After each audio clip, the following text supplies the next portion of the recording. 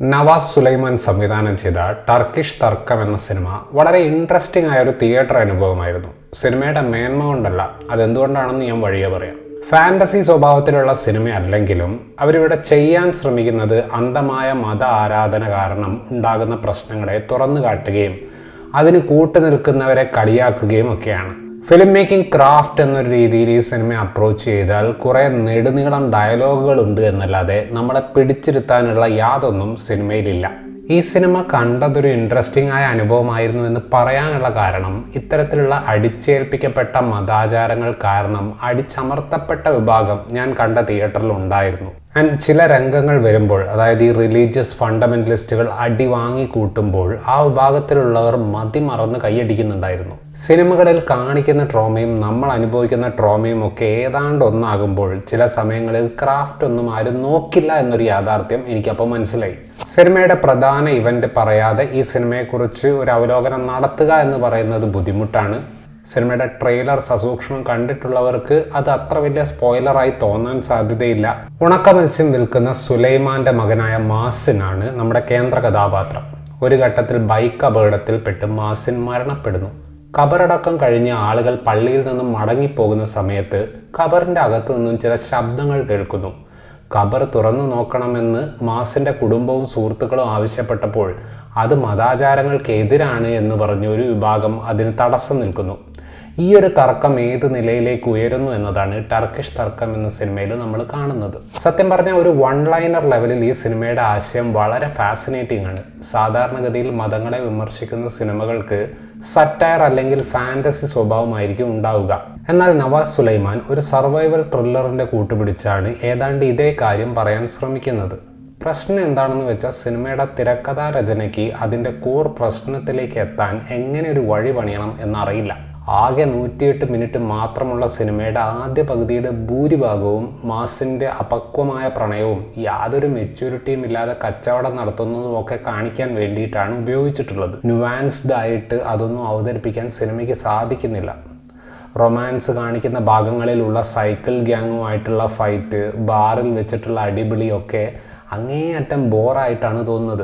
എങ്ങനെയെങ്കിലും minimum feature ഫിലിമിൻ്റെ നീളം എത്തിക്കാൻ വേണ്ടി കുത്തിക്കയറ്റിയതുപോലെയാണ് ആ സീനുകളൊക്കെ കണ്ടാൽ തോന്നുക. രണ്ടാം പകുതിയിൽ ഖബറിൻ്റെ ചുറ്റിലും നടക്കുന്ന തർക്കമാണ് സത്യം പറഞ്ഞ സിനിമയുടെ സ്വീറ്റ് സ്പോട്ട്. ഖബർ കുഴിച്ചു നോക്കുക എന്ന ലോജിക്കലായിട്ടുള്ള സ്റ്റെപ്പിനെ കാണുന്നവർക്ക് കൺവിൻസിങ് ആകുന്ന രീതിയിലുള്ള കാരണങ്ങൾ ഉപയോഗിച്ച് നീട്ടിക്കൊണ്ടു പോവുക എന്നതാണ് സംവിധായകൻ നവാസിന്റെ മുന്നിലുള്ള ചാലഞ്ച്. പക്ഷേ ഇവിടെ അങ്ങോട്ടും ഇങ്ങോട്ടും നടക്കുന്ന വാചക കസർത്ത് കാണുമ്പോൾ സാക്ഷാൽ ഗർവാസി സാശാൻ പറഞ്ഞിട്ടുള്ള ഡയലോഗാണ് ഓർമ്മ വന്നത്. നിന്ന് കഥാപ്രസംഗം നടത്താതെ 2 കാലും തല്ലി ഒടിക്കടാ. അത്രയ്ക്കും മനുഷ്യൻ്റെ ക്ഷമ സിനിമ ആ ഏരിയയിൽ പരീക്ഷിക്കുന്നുണ്ട്.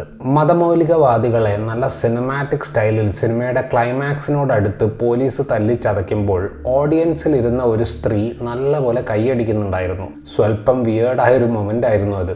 ഒരു വശത്ത് ഒരാൾക്കെങ്കിലും ആ ഒരു സീൻ വർക്കായല്ലോ എന്ന സന്തോഷം ഉണ്ടെങ്കിലും ആ സീൻ അവർക്ക് അത്രമേൽ വർക്കാകണമെങ്കിൽ എത്രത്തോളം അവർ അനുഭവിച്ചിട്ടുണ്ടാകും എന്നത് ഞാൻ അപ്പോൾ ആലോചിച്ചു നോക്കി.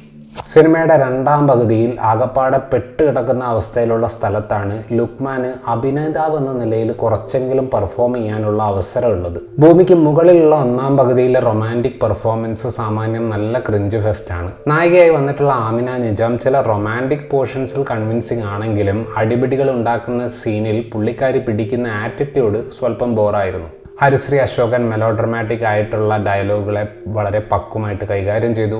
സിനിമയുടെ അവസാനത്തെ 20 മിനിറ്റിൽ വരുന്ന സണ്ണി വെയിൻ ഒരർത്ഥത്തിൽ സിനിമയെ ഒരു സിനിമാറ്റിക് സ്റ്റൈലിൽ രക്ഷിക്കാനാണ് ശ്രമിക്കുന്നത്. തർക്കം നടക്കുന്ന ഭാഗത്തുള്ള കാസ്റ്റിലെ ഒട്ടുമിക്ക അഭിനേതാക്കളും കുറച്ച് ലൗഡായിട്ടുള്ള സ്റ്റൈൽ ഓഫ് ആക്ടിംഗ് ആണ് കാഴ്ചവെച്ചിട്ടുള്ളത്. അത് കാണുമ്പോൾ തന്നെ നമുക്കൊരു ഇറിറ്റേഷൻ ഉണ്ടാകും. അതുകൊണ്ട് തന്നെ അവർക്കെല്ലാം അടി കിട്ടുമ്പോൾ അത് കാണാൻ ഒരു സുഖമുണ്ട്. മരിച്ചു കഴിഞ്ഞ് സ്വർഗത്തിൽ പോയാൽ അത് കിട്ടും ഇത് കിട്ടും, മതം പറഞ്ഞതനുസരിച്ച് ജീവിച്ചില്ലെങ്കിൽ നരകത്തിൽ പോയാൽ ഇങ്ങനെയൊക്കെ അനുഭവിക്കേണ്ടി വരും എന്നൊക്കെയുള്ള ടൈപ്പ് മതപ്രഭാഷണങ്ങൾ ട്രോളുകളും മീമുകളുമായി പരിഹസിക്കപ്പെടുന്നത് നമ്മൾ കണ്ടിട്ടുള്ളതാണ്. ടർക്കിഷ് തർക്കം അത്തരത്തിലുള്ള ട്രോളിങ്ങിൻ്റെ ഒരു എക്സ്റ്റൻഷനാണ് ഒരർത്ഥത്തിൽ. അത്തരത്തിൽ ഉദ്ദേശശുദ്ധി വെച്ച് നോക്കുമ്പോൾ സിനിമയ്ക്ക് നല്ല ലക്ഷ്യമാണ് ഉള്ളതെങ്കിലും ഫിലിം മേക്കിംഗ് ക്വാളിറ്റി പരിതാപകരമാണെന്ന് തന്നെ പറയേണ്ടിയിരിക്കുന്നു.